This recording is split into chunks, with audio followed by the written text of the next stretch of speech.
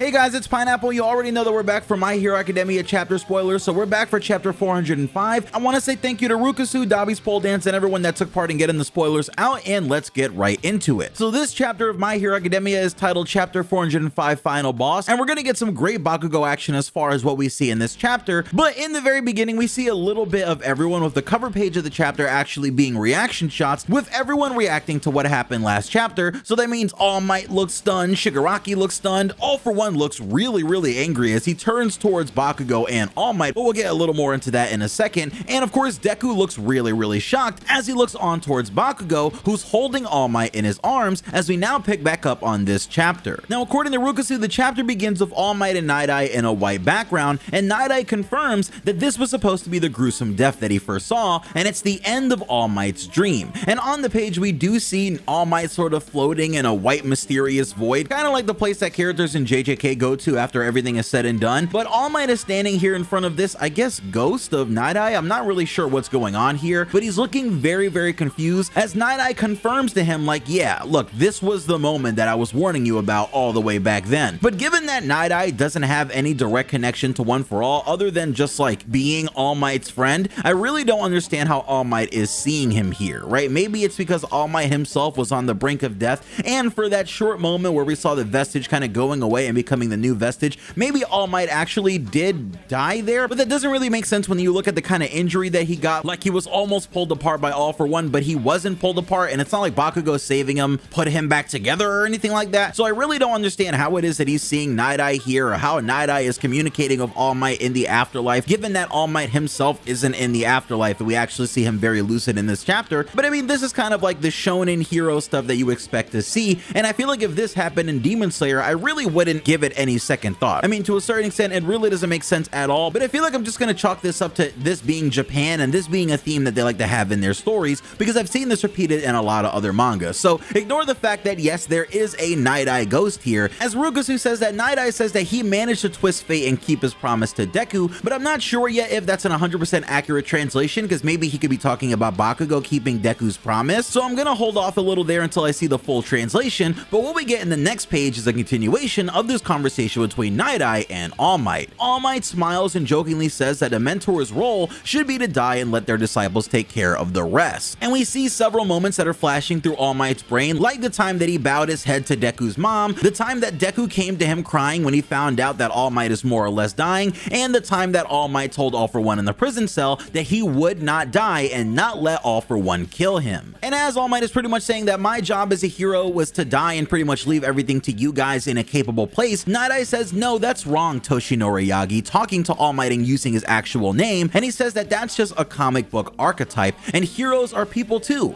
They don't die that easily. And comics being in the My Hero Academia world isn't something new. In fact, we know All Might was inspired by comic books just in the same way that All For One was inspired by comic books, but there's a certain level of it that goes a little too far, and that was something that was really important in Deku's character arc. He was heavily inspired by All Might, but he went a little too far with it, obviously. So All Might, in the very same way, went a little too far with the thing that he was trying to embody, and Nighteye here, or at least Nightae's ghost, is reminding him, look, at the end of the day, even if you're a hero, you're a person too. From here we see a number of explosions in the sky as Bakugo kind of figures out where he's gonna land as he's holding All Might, because of course he can't just hold him in the air forever. And as Bakugo and All Might land on top of a building, we start seeing more of the reactions from random people all over the world that are watching the stream that we started to see in the last couple chapters, with two kids that look like they might be brothers or some sort of twins commenting on Bakugo's explosion quirk, saying it's really awesome, and the can't you see it boy, who was Endeavor's biggest fan, remembering that Bakugo was the boy that was kidnapped by the League, and other civilians even still recognizing Bakugo from the sports festival, as we see Tsukauchi on the page looking really confused at just how Bakugo is able to save All Might, but he looks stunned. He looks like he absolutely can't believe it, but he's definitely happy that it happened. Of course, the last reactions we see on the page are from Katsuma and Mahoro from My Hero Academia Movie 2 Heroes Rising, and they both shout out Bakugo even though he can't hear it at all, as he stumbles in front of All Might and puts himself in between All Might and the villain All For One, and we see little explosions still going on all around Bakugo, as I think the pain starts to kind of settle in from everything that he went through earlier in the day. And I think this is the first really detailed good shot that we get of Bakugo up close, and he looks awful. I mean, he has burns all over his body, half of his suit isn't even on,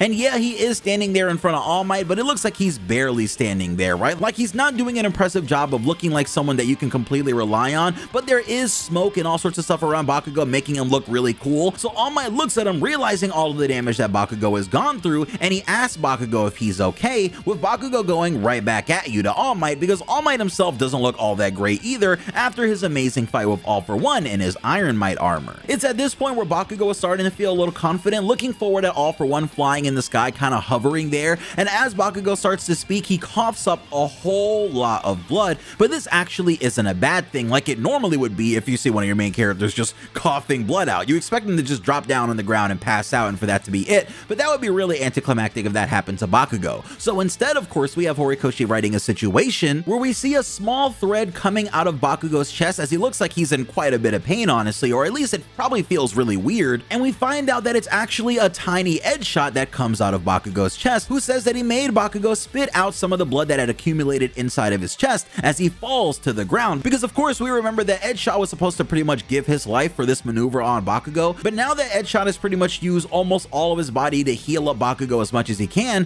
what's gonna happen to Edgeshot, right? Like, is he gonna survive, or are we just gonna see a tiny Edgeshot for the rest of the series, as small as that is? Like, could Edgeshot just be chibi from now on until he somehow grows enough yarn, or I don't really know how that quirk works anymore, and I don't really think Horikoshi knows how it works anymore either, but yeah, Edgeshot survived. After Edgeshot collapses on the ground and looks like a little bloody worm just kind of laying on the ground, he says that he used his own body to mend the broken bones and injured organs, but Bakugo will continue to feel excruciating pain. And he says that right now, this is not an ideal body for fighting, but Bakugo says he knows that very well and still thanks his senpai for helping him to continue living, as he smiles and puts his hand on his heart and looks like he's genuinely very thankful to Edgeshot, who I'm sure Bakugo is not going to forget. And I know a lot of fans have speculated that Bakugo is going to add some like Edgeshot related stuff to his costume based on a vision that we got from Endeavor when he was fighting against All For One, and I definitely think that this lends credence to that to a certain extent, because I don't know how many other pro heroes have ever stuck their neck out for Bakugo in the way that Edgeshot did here. I'm sure only Best Genius, All Might, and Edgeshot come to mind in Bakugo's heart. The issue is that the entire time that Edgeshot was trying to heal Bakugo, he was working really hard trying to do this as fast as he possibly could to save the boy's life, but Bakugo's heart had completely stopped at that point, and Edgeshot wasn't entirely sure how he was going to get the heart pumping again. And we know that Edgeshot did go in there with the idea of starting Bakugo's heart, so he probably was going to squeeze it or do something like that at the end of his whole healing process, but I also do think that it's really crazy that the last thing that Edgeshot was going to do was restart Bakugo's heart, but I guess that did save him from all the pain of Edgeshot piercing around through his insides to try to suture all of his wounds up. And it's at this point where Edgeshot explains that he was so exhausted that he didn't think he'd be able to get to Bakugo's heart in time. However, it wasn't actually him that brought Bakugo back to life, and somehow Bakugo managed to do this entirely on his own, with Edgeshot saying that after repairing Bakugo's body, he saw a single drop of sweat run through Bakugo's bloodstream and explode inside of him,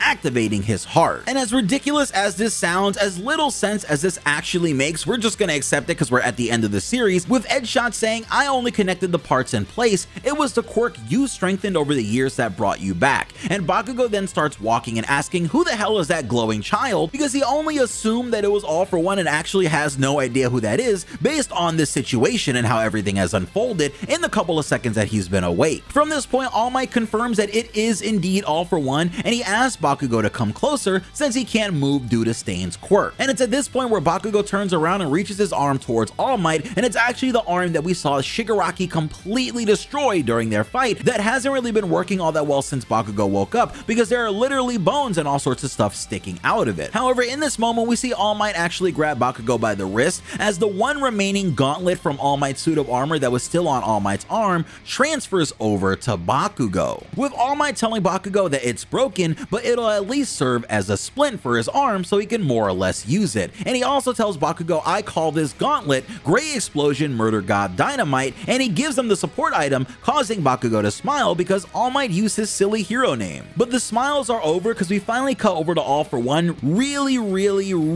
enraged at the fact that Bakugo just saved All Might. But as much as I'm sure that All For One wants to fly over to Bakugo and literally rip him limb from limb before he does the same thing to All Might's body, he looks at Bakugo and realizes realizes that this is all just a big waste of time, and he needs to transfer the copy of his quirk to Tamura, but anger is taking over and making him irrational. He spins and looks toward Shigaraki, looking away from Bakugo like, alright, I'm gonna get out of here, this guy's a loser, he's really not worth my time, I have one goal here that I need to complete, so I need to get over to Deku and Shigaraki's area. And as All For One turns around, he thinks about all the different people that have wasted his time or made things difficult here. He thinks of all the different people that fought Shigaraki, showing that he does have some sort of conscious link between the him inside of Shigaraki and his normal self, and he remembers all the battles that have happened in this arc so far between characters like Genist, Edgeshot, the Big Three, Endeavor, Hawks, Jiro, Tokoyami, Kami, Inasa, Makia, Mount Lady, Mineta, All Might, everyone, just everyone that has gotten in the way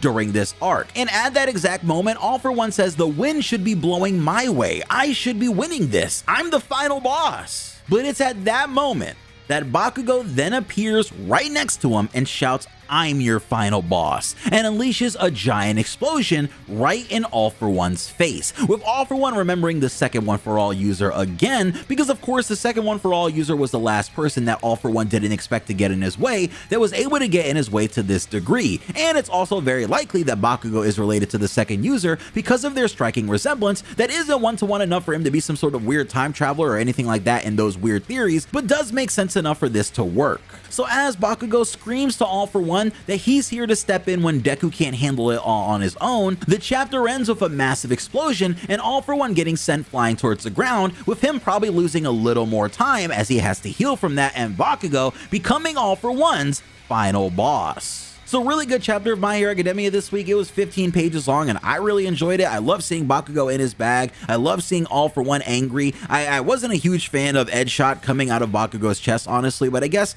if Edgeshot doesn't make it, that would make me a little happier, because I just feel like Edgeshot saving Bakugo's life. Yeah, I'm happy that it happened at this point, right? Because we kind of have to just live with the decision, and I wasn't happy at the time, but I feel like if that's going to happen, at the very least, we have to lose Edgeshot, right? Like if Edgeshot survives this and is just around, like, I really wouldn't like that all that much. So Edgeshot has to go. I really want to see what's going on with Deku and Shigaraki, since their entire fight has pretty much been off screen this entire time. But I gotta say that I'm not going to be mad if we spend a couple chapters between Bakugo and All For One. And in fact, I do think that we will end up switching between both of the different fights as they go on. So stay tuned on this channel for more My Hero Academia videos. We have other stuff besides spoilers, but it's kind of like a hard time right now, right? Like there's a lot of content to record, not all that much time to record it. I damn near do 10 shorts a day when it's possible, so it's hard to kind of get that schedule going along with the video schedule, but we are working on it. So I'll see you guys later. Hopefully we get some more videos out later this week that aren't just spoiler ones, but if not, I love you. I'll see you guys next Tuesday. Peace.